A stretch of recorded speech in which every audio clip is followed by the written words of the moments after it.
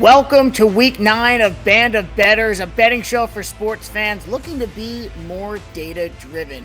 Brad and Spencer Kronthal here with Alloy Sports, recapping a great week 8, looking ahead to an exciting week 9. And in the middle, we got the NFL trade deadline right now. So it's an exciting time in the NFL and just some craziness with these trades, bigger than you can ever imagine in the past happening in this moment. Spencer, how you doing today on this lovely Tuesday?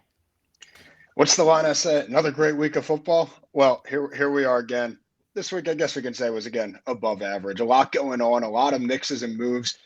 Teams rising to the top, teams falling at the bottom, and a lot of shakeups with the deadline. Deadline has been pretty crazy so far. Some players within the last week or so already being traded, and then leading up to today, where it's the culmination of that. What deals have happened at the last minute, and so at the time of the recording, there's been a few crazy trades. Still a few more to come, I'm sure. But it is a fun time to be looking at the NFL wire and Twitter right now, as anything can pop up, and there's really no surprise that can't be matched. Absolutely. Definitely some big shakeups in the space. Some players already, paying dividends. You look at McCaffrey this past weekend over in San Fran, and others that are looking to make big payoffs with the additions of Roquan Smith in Baltimore, TJ Hawkinson filling that tight end void that's kind of been there since Kyle Rudolph over in Minnesota. So a lot of interesting happenings happening. And we'll see. We've still got another 3+ hours or 2.5+ hours. I'm on Central Time till the deadline actually happens. So let's get right into it. We'll discuss the deadline in a bit, but let's begin with our opening act, our favorite moment of week 8. And I'll start here and just picking up where you left off. And it is Christian McCaffrey. Really his first full week with the 49ers when it comes to practicing. Second game with the team, but boy, did he make an impact. First NFL player to have a passing touchdown, a receiving touchdown, and a rushing touchdown in the same game since LaDainian Tomlinson in 2005, and he did it all. Passing a touchdown first, so he had 34 passing yards, he had 94 rushing yards and a touchdown, and he had 55 receiving yards and a touchdown. He is scary on his own right, but just thinking about great player fitting into a perfect situation with Kyle Shanahan and the 49ers. I think he makes that offense with Deebo Samuel even more creative and authentic to what Kyle Shanahan wants to do. It's going to be an exciting season to follow the 49ers from here on out. And I think that is one team to watch as the postseason nears, as a team that you certainly do not want to play, especially when you have Nick Bosa leading the defensive side. But now the offense with Jimmy G stabilizing the quarterback position, and now you have all these other factors that are so creative with the way Shanahan uses them implemented in that offense. They are not a team you're going to want to face down the stretch of the year. I mean, it seems like every year people are sleeping on San Fran. That division, sure, they've got some high flyers. You got LA, what coming off the Super Bowl, Stafford. You got Kyler Murray down in Arizona. Everybody thinks it's going to be the next big year where he takes that jump. Obviously, that's not the case this year. But San Fran, every year, they've got the pieces together. Once they've decided to stick with Jimmy G, I know he has his ups and downs, but he's helped command them to a Super Bowl appearance. He's taken them to the playoffs. He's taken them far. They don't need a superstar quarterback, but they're consistently slept on. And this is, with the addition of McCaffrey, this is a scary team out west. Absolutely, and right now the NFC West is pretty unsettled. Seahawks at the top of the division at 5-3. Then you have the Niners at 4-4, the Rams at 3-4, and the Cardinals at 3-5.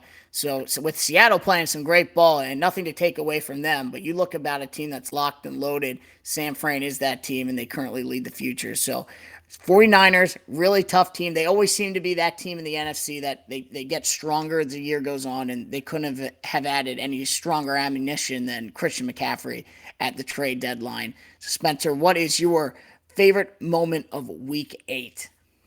I'm going to look all the way on the opposite coast. We're going to the East Coast with Philadelphia.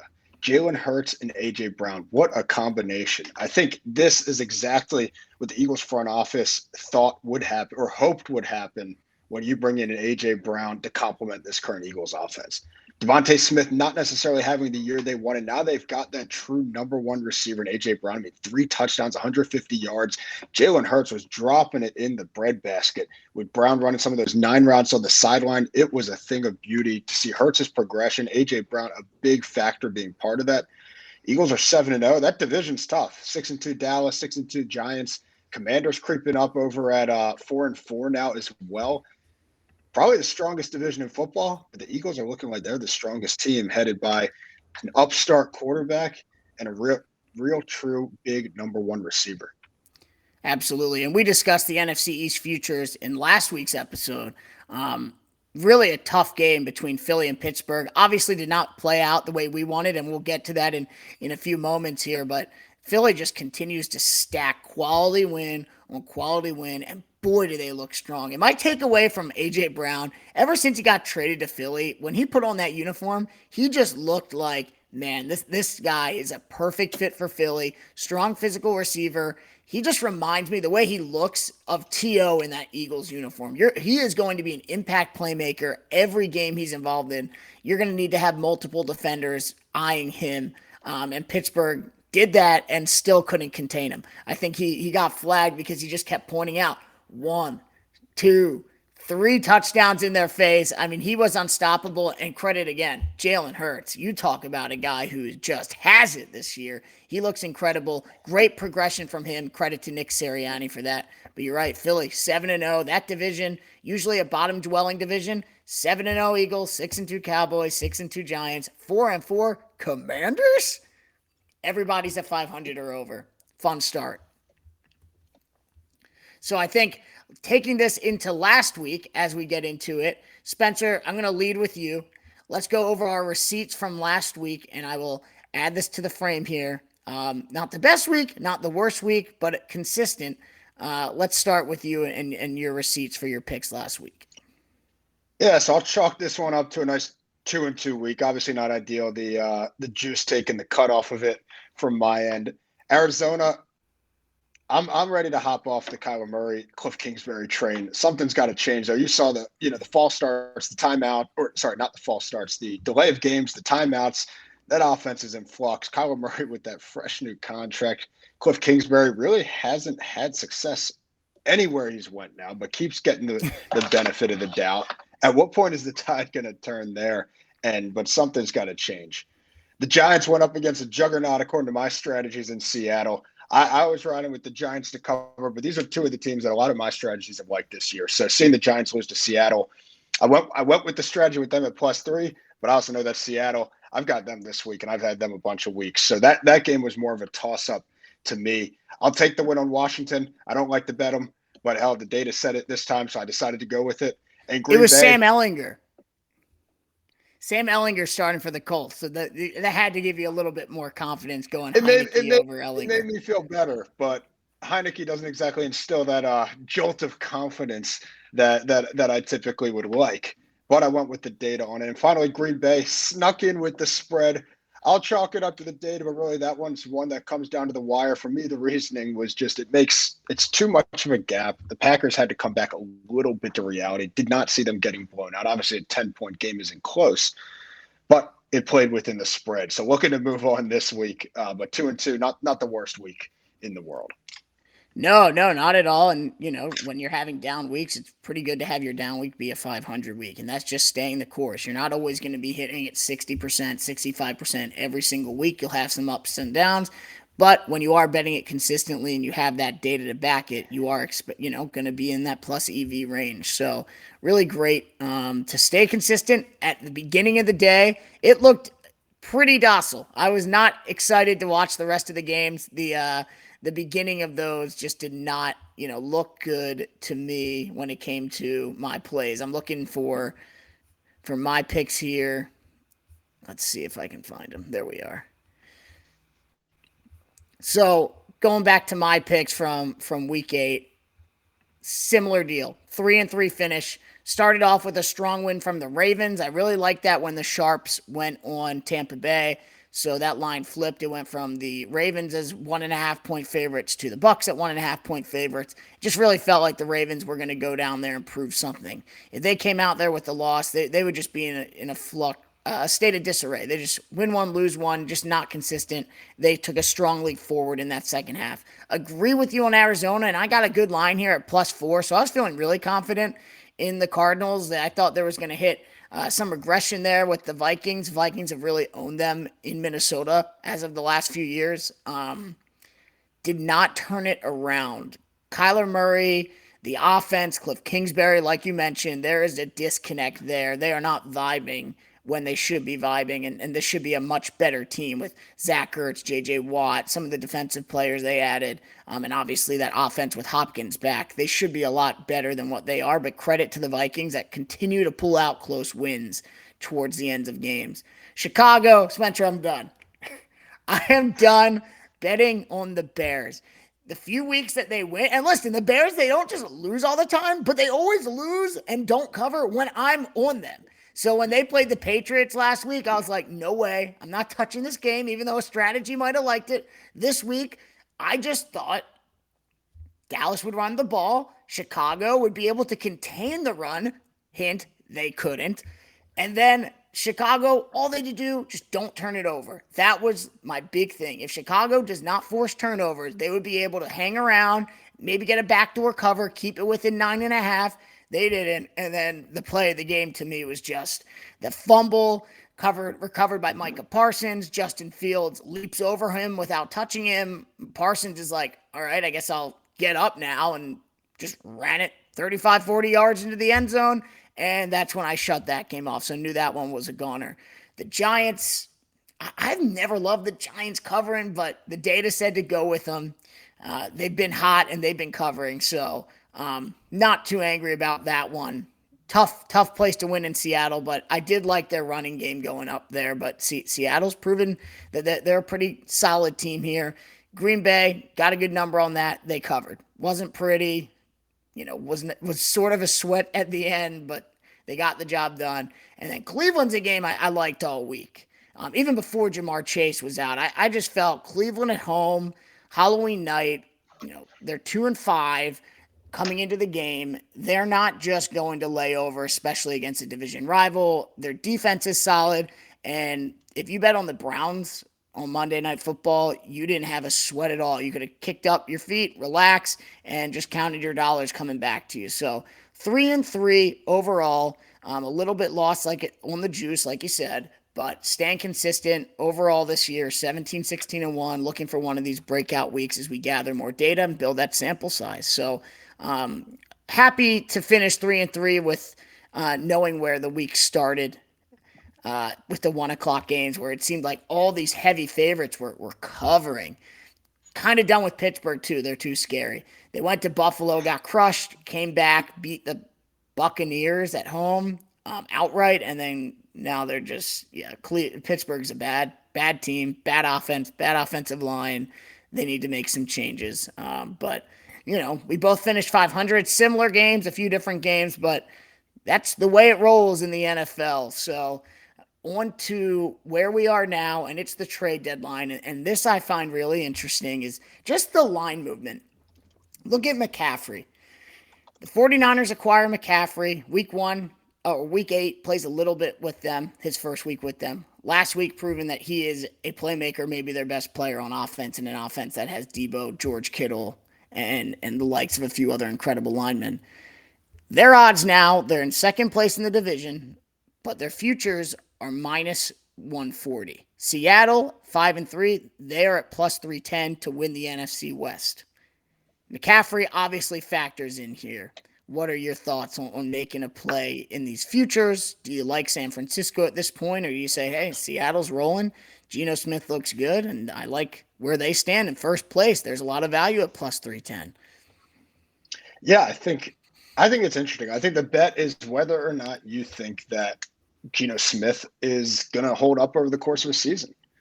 This is the breakout year. I think the number is less about, McCaffrey coming to San Francisco and them being the team, and more looking at, is Seattle, or even is there room for Los Angeles to come back?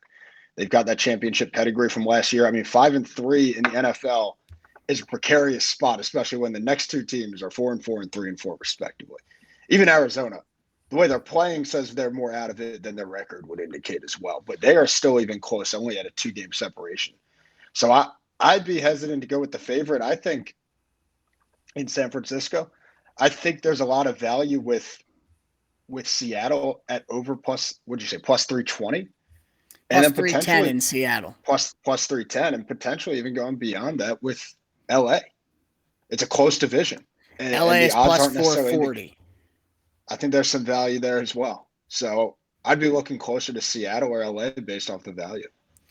I like it. Another big trade from the past week, and we'll creep our way closer to the deadline. Robert Quinn goes to the Eagles. They had another massive pass rusher. If you can rush the passer, you can win football games in December, January, and then early February.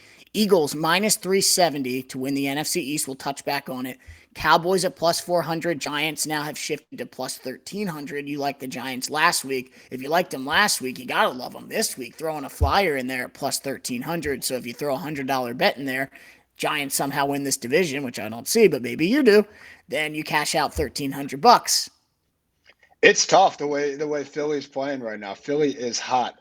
I'm not going to change my pickup from last week because I still think the Giants have that potential. I think Dable's got a good thing going there. I think they've got some momentum, but my God, does Philly look good? And Dallas is coming around too. Tony Pollard with the breakout. Would love to see him continue to get more carries as he looks like the better bell cow than Zeke at this point. And Dak's getting healthy. That's a heck of a division to look out for. I'm going to ride with the Giants from last week, but between Philly and Dallas, those are a couple monsters at the top of the division. Sticking in the NFC, and we're not going to touch on the NFC South today because it's Tampa at minus 135. Atlanta's leading the division, 500 leading the division right now as far as record goes. So putrid NFC South this year right now. NFC North, Vikings acquire Hawkinson. Is this just easy as Vikings are going to take it? There's no value. Vikings are minus 850. Packers have been terrible. Bears have been bad. And the Lions have been awful when it comes to winning games. Is this division over? I don't think you can ever count out Rodgers and Green Bay. I'm interested to see if they'll make that move at the deadline. Since Devontae Adams is gone, they haven't replaced him.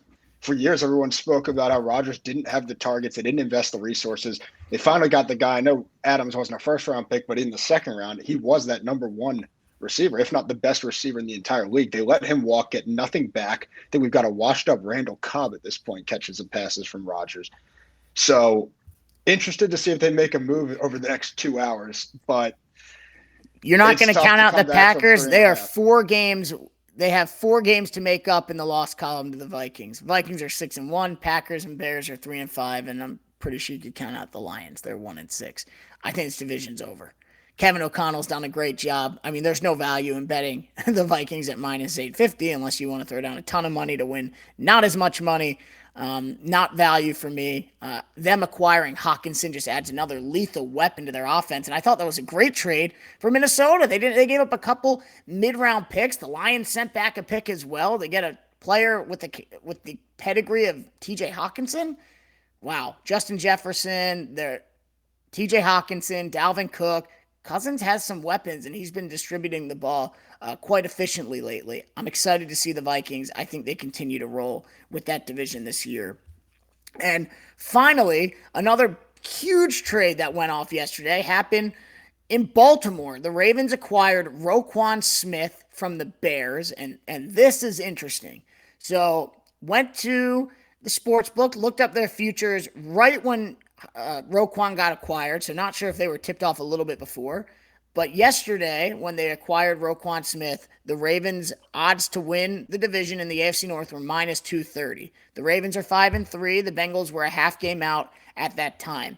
The Bengals have since lost to the Browns on Monday Night Football, and here's where the odds stand now. So they went from minus 230 yesterday to minus 320 today. So take that into acquiring Roquan Smith and the Browns defeating the Bengals. So now the Ravens have a full 1-game lead on the division. They also currently have a tiebreaker over Cincy, however they play another game against them this year. Ravens at minus 320 in the AFC North. One game lead over the Bengals, a few game lead over the Browns. What do you think of the Ravens? And not just in the AFC North, but maybe the AFC as a whole. How does Roquan impact that team? I think the Ravens finally get some stability at the middle linebacker position. This is something they've been lacking for a few years. Was hoping Patrick Queen would step up and be that guy. It's apparent he's better playing not as the key middle linebacker there. Pushing him off and letting Roquan patrol the middle is going to be a huge lift. Now you get to exercise some of Queen's versatility, the speed on a blitz, getting push, putting him, moving him all over the defense, and having Roquan stabilize the middle. In terms of the division landscape, when is Baltimore going to take it? The division is theirs for the taking. Every week it seems like they just need to take that next step. They had a nice second half against Tampa. Obviously, Tampa's reeling right now, but division's theirs for the taking. Since he's the only other team that has a shot with the way everyone else is playing, obviously they just got crushed by Cleveland, but can't see Cleveland being a real contender for the division. Well, they And get since he doesn't Watson show back up, soon. So if Cleveland can pending. rattle off a few more wins, they could get yeah, pending. They can rattle off a few wins. I mean, if they stay near 500, I mean, the division is what it is. They may have a shot. I'm not writing off Cleveland. They're always tough since he looks like they may be in trouble this year with that offensive line. But I agree with you. I think when are the Ravens going to take it? I think that second half against the Bucks was a great first step. And you're completely right about Patrick Queen. Let him not think. Just let him run. He is an athletic freak. He makes plays in the backfield. Let Roquan take the duties of calling out the plays, seeing where the guys need to be, and just commanding the middle of that defense, and let PQ just run around and be an athletic specimen like he can be. And he's proven that he's shown flashes to be. He did it against Cleveland a few weeks ago, making back-to-back plays against Kareem Hunt, like 6 or 7 yards in the backfield. So I think this is a huge trade for the Ravens. What this means long-term, we'll see, with Roquan in a contract year representing himself, Lamar in a contract year representing himself. We'll see. But for the now, I think this is a massive move for the Ravens. I like them in the division. I've liked them all season in the division, but I also think this may propel them in the AFC futures as well, just where they stand against the Chiefs and the Bills. So incredible trade deadline. In our time as we record this, still a little bit left to go. So excited to see how it plays out over the final few hours here. And that takes us to our forecast of the week. This is the best part of the show. We're going through our strategies and telling you which plays that we like the best, where we'll be betting on this week and be tracking them on Bet Stamp. So, Spencer, I'm going to lead with you. You want to throw your first game out there. What is a good game that you're looking to bet this upcoming week? Yeah, so what I'm looking at is a team that burned, really, I got teams that burned me on both sides. I bet for Arizona this past week, and I bet against Seattle. So I'm going to take Seattle over Arizona. I'm going to right the wrongs from this past week. Seattle +2 right now is the lines that I've locked in at. Seattle's fitting the strategy. I love the way Geno's playing. Obviously, I took the Giants last week, so I like how they were performing too. But I like Seattle as an underdog. It's kind of that bump from playing on the road, but Arizona's not showing me much. Seattle's looking good, and I think they're going to be fired up and prove it in division. Yeah, I agree with you. I'm with Seattle as well, and I can't see Arizona losing too much more. I mean, they've got to pull off a win, but with Kingsbury still there, there's so much frustration, and I can see it capping at some point soon. Seattle has the line, and Seattle has Kenneth Walker. Kenneth Walker has been unbelievable. I mean, the way he runs, the power, he's running like he's still at Michigan State. He's got speed, he's got burst, and he's got power. Geno's looked really good throwing the ball. They've got the young cornerbacks performing. If they can run the ball in Arizona, I just don't see how this changes as an underdog. I would love to. I'm going to wait a little bit to get this bet in. I'd love to see it creep closer to 3. See if any sharp action comes on the Cardinals, because they are at home. They do have to turn it around eventually, but it seems like it's going down closer than it is going up. So Seattle's a good play. I'll go with the second pick, and this one's a money line play, and it's the LA Chargers.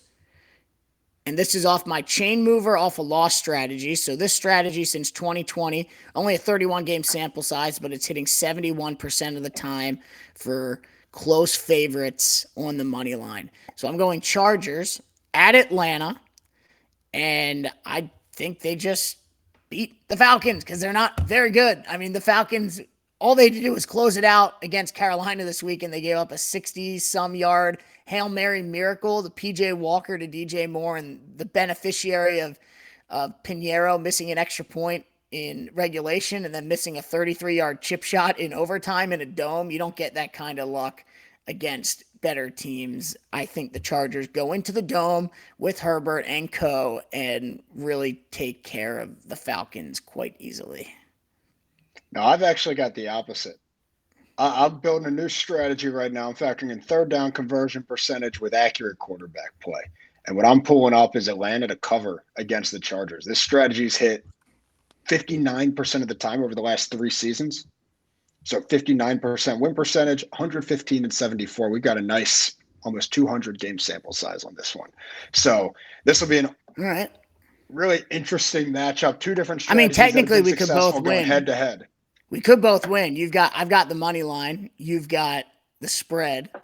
Atlanta's been good against the spread this season, but this should be an intriguing one to watch. My chain mover off a loss. It's really off receptions, receivers. I like the Chargers receivers. Maybe one day they'll get Keenan Allen back too. All right. Any other games for you on the docket? Because I think there is one more that we definitely agree with. I think the big one is that I see a lot of potential value. This could really come back to bite, but Tennessee covering against Kansas City. The line's about 12.5 right now. Derrick Henry's looking strong. I mean, if there's a method to try to beat Kansas City, it's keep the ball out of their hands. And what better way to do that than with Derrick Henry? Obviously, Kansas City knows they want to run the ball too. So it'll be interesting to see him up against their bruising defensive line. Chris Jones, Frank Clark on the edge, setting the edge. But this is a matchup where I think 12.5 delay. It's going to be interesting. I think Kansas City takes it, but there's a lot of room, almost 2 touchdowns worth for Tennessee to hold. Yeah, I mean, there's some interesting data coming in. It's Kansas City at home, off a bye. Tennessee playing with Malik Willis in Week 8. We'll see how Tannehill is for Week 9.